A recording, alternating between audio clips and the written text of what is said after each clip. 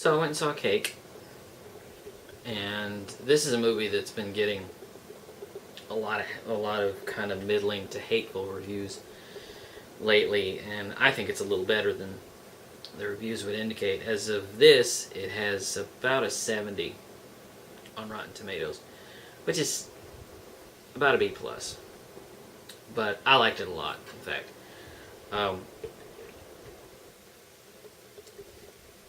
It's a surprise to me because, to be honest, I've never really thought much about Jennifer Aniston as an actor.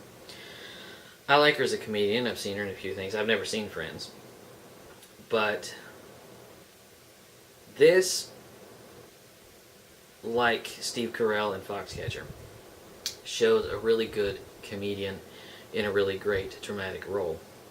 I have a feeling that this was her bid for an Oscar nomination. She didn't get it, but if she had, I wouldn't have complained. It's the kind of performance that most actors, I think, would have probably trashed. I call it fearless because she's not afraid to be unlikable.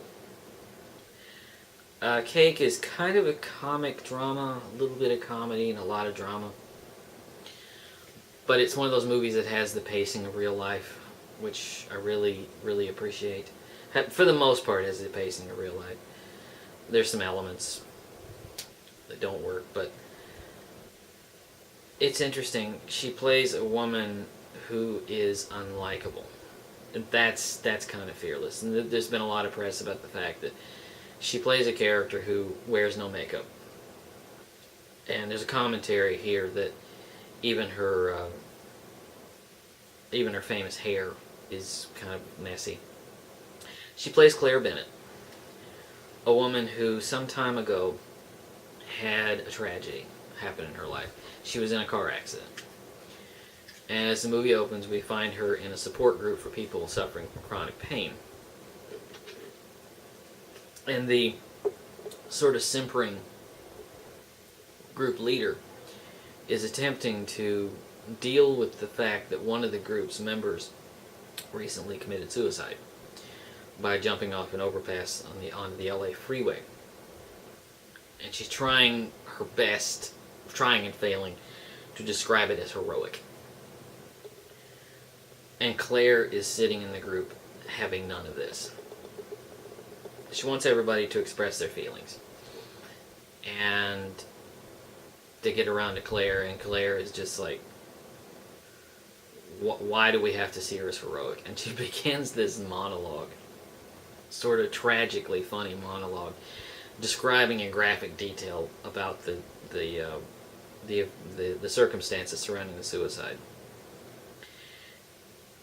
And the circumstances, strangely enough, are kind of funny. I won't spoil them, but she's very, very blunt. And so much so that she's asked to leave the group.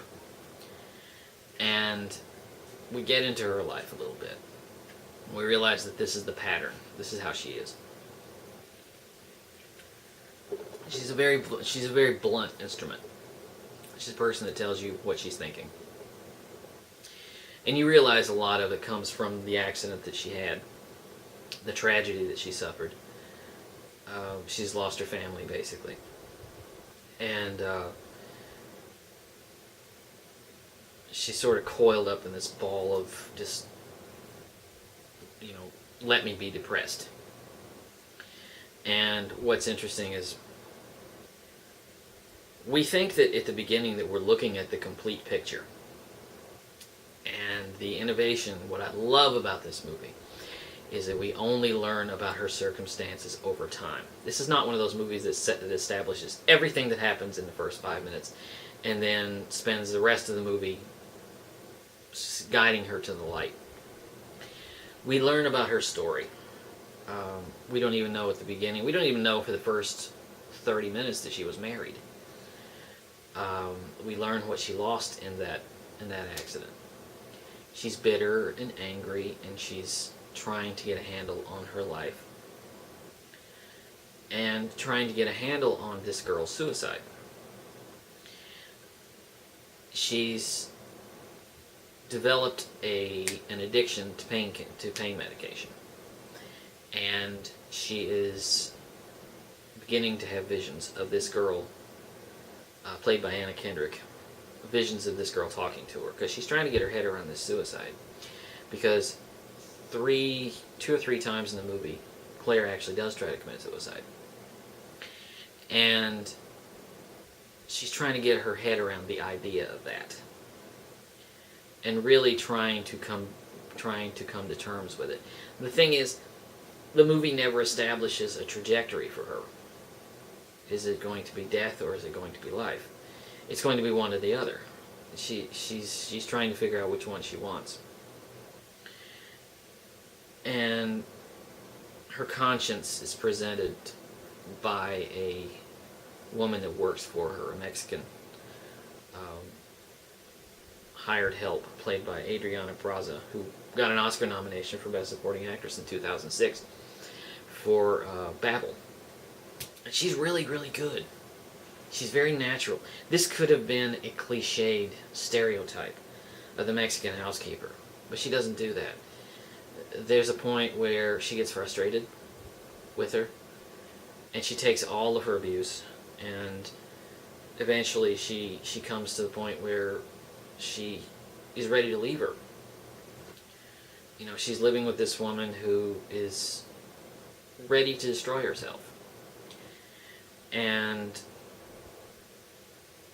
there's a tentative friendship, but it's not drawn in broad strokes. It's not drawn in broad strokes. It's like, this is a wounded person, but the nice person's still in there. It's not like that. It does it presents it in very human terms. Presents their friendship in very human terms. Presents the decision of suicide in very real terms. Presents Claire in very real terms. And tries to deal with it in reality, not in television terms. You don't feel it being written. And I love that about it. I love that we pick up those pieces. I love the performance because Claire is unlikable. She's difficult to get to know. She's difficult to deal with. She wants nothing from anybody. And we understand why. As we pick up the pieces of her story, we understand why. We understand what the problem is. And it's a very, very good performance by Jennifer Anniston. She does a wonderful job. And I like I say, I wouldn't have complained if she did get an Oscar nomination for this. I wouldn't have complained if Adriana Braza had gotten one for supporting actress. Because they're very good. They're very real. My battery's about to run out, so join me over on part 2. I'll have some final thoughts and talk about trailers.